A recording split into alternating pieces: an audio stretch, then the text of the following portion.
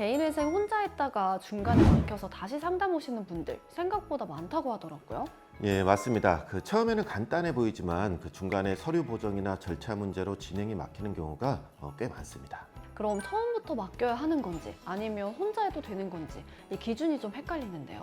개인회생은 상황에 따라서 혼자 진행이 가능한 경우도 있고요. 전문가 도움이 반드시 필요한 경우도 있기 때문에 오늘은 그 기준을 나눠서 설명드리도록 하겠습니다.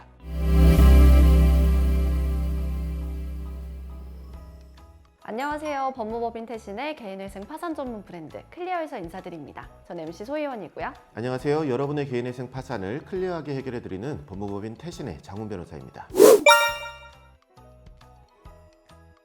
변호사님, 이 혼자 진행해도 크게 무리가 없는 경우부터 설명을 해주시죠. 네, 몇 가지 기준으로 나눠볼 수가 있습니다.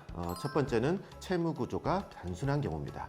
채권자가 두세 곳 정도로 많지 않고 카드론이나 정책자금처럼 빚의 종류가 비교적 명확하게 정리되어 있는 경우인데요. 이런 경우는 누구에게 얼마를 갚아야 하는지 정리하는 과정이 크게 복잡하지 않습니다. 또 전체 금액 구조도 한눈에 파악이 되는 편이기 때문에 서류 준비나 변제 계획 작성도 비교적 단순하게 진행되는 경우가 많습니다. 그래서 이런 조건이라면 혼자서 진행해 보는 것도 충분히 가능할 수 있습니다. 그럼 두 번째는 어떤 경우인가요? 두 번째는 소득이 명확하게 확인되는 경우입니다. 예를 들어서 4대 보험이 적용된 직장인처럼 급여가 일정하고 통장이나 보험 납부 내역으로 소득이 바로 확인되는 경우인데요. 이런 경우는 법원에서도 소득 구조를 비교적 쉽게 파악할 수 있기 때문에 절차가 크게 복잡하지 않고 보정도 간단하게 끝나는 경우가 많습니다. 그럼 마지막으로 이 세 번째는 어떤 경우인가요? 세 번째는 서류 정리에 익숙하신 분들이 대응할 시간적인 여유도 있는 경우입니다.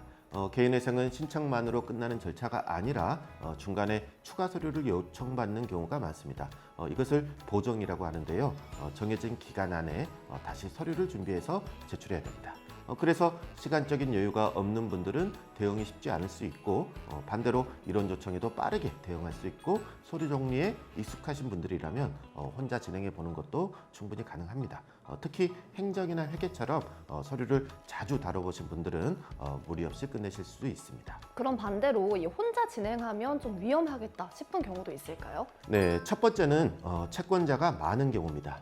누구에게 얼마를 갚아야 하는지를 정확하게 정리해서 제출해야 되는데 카드사, 대부업, 보증채무, 사채까지 여러 군데가 섞여 있어서 내용을 빠뜨리거나 잘못 적게 되면 허위 기재로 문제가 될 수가 있고 보정이 계속 반복되다가 결국 기각될 수도 있습니다. 아무래도 채권자가 많아지면 이 놓치는 부분도 생길 수밖에 없겠네요. 두 번째는 어떤 경우인가요? 프리랜서나 자영업자, 일용직처럼 소득을 증빙하기 어려운 경우입니다. 현금 수입이 많거나 카드 매출 위주로 생활을 해서 통장에 소득이 명확하게 남지 않는 경우에는 법원에서 소득을 인정받기가 어렵습니다. 그래서 어떤 자료로 소득을 증명할지 전략이 중요하고 이 과정을 혼자 준비하기에는 부담이 될 수가 있습니다. 또 어떤 경우가 있을까요? 네, 마지막으로는 최근에 대출이 있었거나 전세 사기처럼 상황이 조금 복잡한 경우입니다. 최근 3개월 안에 대출이 있으면 법원에서 이 돈을 왜 빌렸는지, 어디에 썼는지를 따로 확인하는 경우가 있습니다. 또 전세 사기처럼 보증금 문제가 있는 경우에는 이 보증금을 회생 절차에 포함할지 아니면 따로 권리로 주장할지에 따라서 변제금이나 결과가 달라질 수 있습니다. 모든 사건이 전문가의 도움이 필요한 건 아니지만 이런 경우는 혼자 진행하다가 방향을 잘못 잡으면 더 어려워질 수 있기 때문에 처음부터 전문가와 함께 준비하는 것이 중요합니다. 개인회생 알아보는 과정도 쉽지 않은데 혼자서 채무까지 정리하려고 하면 부담이 더 커질 수밖에 없을 것 같습니다. 변호사님, 오늘 내용 한 줄로 정리해 주시죠. 네, 개인회생은 상황에 따라서 준비 방법이 달라지기 때문에 본인 조건에 맞는 방식으로 접근하는 것이 중요합니다. 혼자서 판단하기 어려운 순간도 분명 있으셨을 텐데요. 오늘 내용이 지금 상황을 다시 한번 살펴보는 데 도움이 되었으면 좋겠습니다. 오늘 준비한 영상 여기까지고요. 영상이 유익하셨다면 구독, 좋아요, 알림 설정 부탁드립니다. 저희는 다음에 더 유익한 내용으로 찾아뵙겠습니다. 감사합니다. 개인회생 파산이 궁금할 땐 클리어!